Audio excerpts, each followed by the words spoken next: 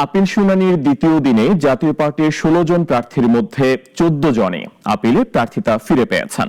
এছাড়াও বগুড়া 2 আসনে নাগরিক ঐক্য মনোনীত প্রার্থী ও দলটির সভাপতি মাহমুদুর রহমান মান্নার মনোনয়নপত্র বৈধ ঘোষণা করেছেন নির্বাচন কমিশন। ইমরান শেখকে সাথে নিয়ে আনোয়ার হোসেনের রিপোর্ট।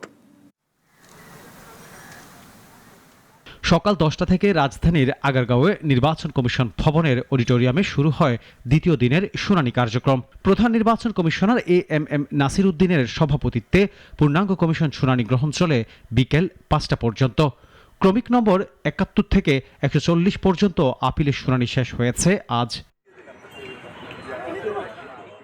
এদিন বিএনপি, জামায়াত, জাতীয় পার্টি সহ অনেক স্বতন্ত্র প্রার্থীর মনোনয়ন বৈধতা দিয়েছেন ইসি।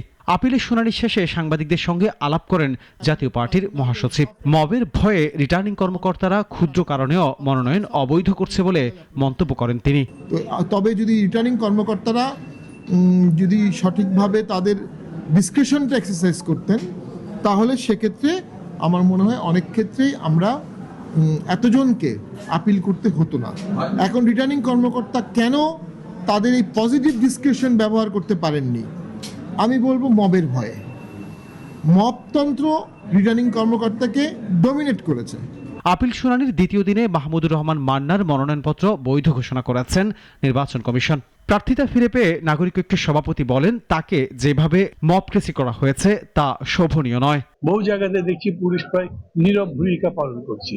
শুধু মবক্রেসি নয়, মানে পরিস্থিতি এমন ভোটের আগে প্রায় ফলাফল ঘোষণা হয়ে যাবার মতো হয়েছে না। ট্রাইব্যুনালে জাপার কুমিল্লা 1 আসনে সৈয়দ মোহাম্মদ ইফতেখার আহসান এবং বগুড়া 2 আসনে সাবেক সংসদ সদস্য মোহাম্মদ শরীফুল ইসলাম জিন্নার আপিল গ্রহণ করেছে বলেও জানান দলের মহাসচিব।